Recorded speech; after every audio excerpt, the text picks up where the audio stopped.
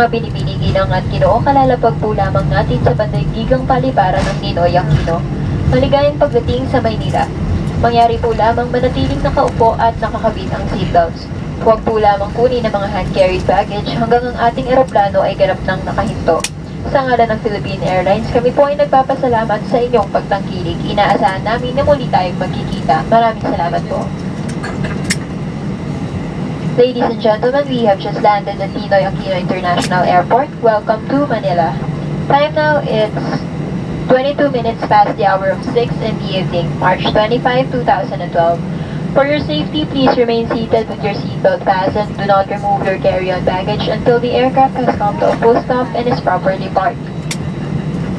For passengers with connecting flights, our ground personnel at the transfer desk located at the arrival area will be happy to assist you. At this time, communication is still ongoing between the flight deck and the control tower. For this, may we request our passengers to please refrain from switching on your cell phones until after you have disembarked.